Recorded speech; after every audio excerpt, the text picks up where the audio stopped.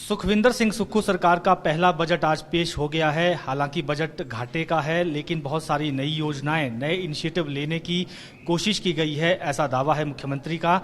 और इसी विषय पर बातचीत के लिए खबरें अभी तक के साथ राकेश जम्वाल हैं, जो सुंदरनगर से बीजेपी विधायक हैं। इस बजट को लेकर आप ओवरऑल क्या समझते हैं? हालांकि घाटे का बजट है, लेकिन ये कहा जा रहा है कि इसमें रिसोर्स मोबिलाइजेशन को लेकर भी कदम उठाए गए हैं। मुख्यमंत्री ऐसा दावा कर रहे हैं।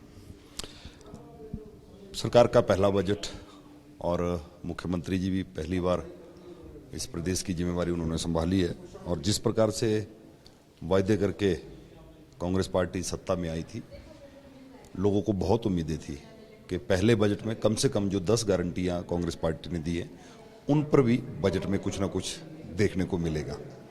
लेकिन आज आपने देख लिया होगा कि जो बजट प्रस्तुत किया गया वो भारतीय जनता पार्टी की समय की सरकार की समय की जो योजना, उनके नाम बदलकर राजीव जी के नाम पर, और जो जयराम ठाकुर जी की सरकार के समय में बहुत महत्वपूर्ण योजनाएं थी, उनका कहीं पर जिक्र नहीं है। इस कारण से मुझे लग रहा है कि बहुत निराशा जो है आज इस बजट से प्रदेश की जनता को मिली है।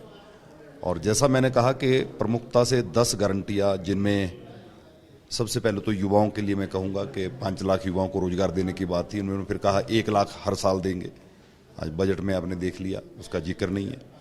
उसके बाद कहा था कि हर महिला को हम 1500 रुपये देंगे। 18 वर्ष की ऊपर से सारी महिलाओं को, प्रदेश की महिला इंतजार कर रही थी कि बजट आएगा, हमको कुछ मिलेगा। लेकिन आज उन्होंने कह दिया कि 2,31,000 महिलाओं को 60 वर्ष के ऊपर की, उनको इसमें इंक्लूड किया गया, जिनको भारतीय जनता पार्टी की सरकार ने ऑलरेडी पेंशन दे रहे हैं। जिनको 1,000 रुपये पेंशन दे रहे हैं, उसमें शायद 500 रुपये का इजाफा करेंगे। जिनको 1,150 रुपये दे रहे हैं, उनमें 350 रुपये का इजाफा करेंगे। तो कुल मिलाकर लोगों को गुमराह करने का प्रयास। और वहीं किसानों को कहा था कि हम 2 रुपये किलो गोबर लेंगे, उसका जिक्र कहीं नहीं है। उन्होंने कहा था कि गाय का दूध 80 रुपये लीटर होगा और भैंस का दूध जो है वो 100 रुपये लीटर होगा, उसका जिक्र नहीं है। इन्होंने कहा था कि हम 300 यूनिट बिजली फ्री देंगे, उसका कोई जिक्र नहीं है। और व्यवस्था परिवर्तन की बात बार बार मुख्यमंत्री कर रहे थे, पर लेकिन इस बजट से ये साफ हो गया है कि कुल मिलाकर मुख्यमंत्री जी अपनी कुर्सी बजाने के लिए, मैनेजमेंट और अपने आकाओं को खुश करने के लिए सोनिया जी को, राहुल जी को, राजीव जी के नाम से योजनाएं बनाकर उनको खुश करने के लिए लगे। उन्होंने कहा कि हमने आबकारी नीति में भी संशोधन किया और पिछली सरकार 5 साल तक ठेके जो है रिन्यू करती रही, नीलाम नहीं किए। और इस बार उसका फायदा ये रहा कि रेवेन्यू ज़्यादा बढ़ गया जब हमने ठेके नीलाम करवाए। जो अभी आबकारी नीति जो सामने आई है, उसमें जो देखने को मिला है कि बड़े बड़े ठेकेदारों को लाभ देने के लिए सरकार ने ये नीति बनाई। छोटे छोटे कॉन्ट्रैक्टर जिनको भी रोजगार था, वो भी काम कर रहे थे और उनको इससे बाहर किया गया।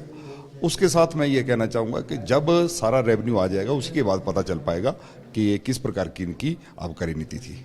ग्रीन एनर्जी राज्य की जिक्र जो है यहाँ पर हुआ है कि हम इसको 2026 तक ग्रीन एनर्जी राज्य बनाएंगे। इलेक्ट्रिक वाहनों में कन्वर्ट होंगे सारे के सारे वाहन। प्रदेश की आबो हवा भी स्वच्छ होगी और रोजगार के साधन भी, उसमें नए रोजगार के साधन सृजित होंगे। मैं ऐसा कहना चाहूँगा कि बहुत सी ऐसी योजनाएं जो आज इस बजट में जिक्र किए गए, वो भारत सरकार की, मोदी जी की सरकार की है। मोदी जी ने जो प्रदेश के लिए जो योजनाएं दी हैं, उन्हीं का जिक्र बजट में किया गया। कहीं पर सब्सिडी की अगर बात कही गई, कहीं पर 4 लेन की बात कही गई, कहीं नेशनल हाईवे की बात कही गई।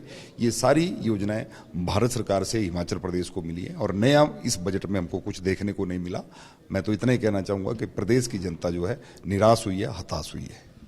बिल्कुल, बीजेपी विधायक राकेश जम्वाल थे और इन्होंने कहा कि प्रदेश की जनता इस बजट से निराश और हताश हुई है।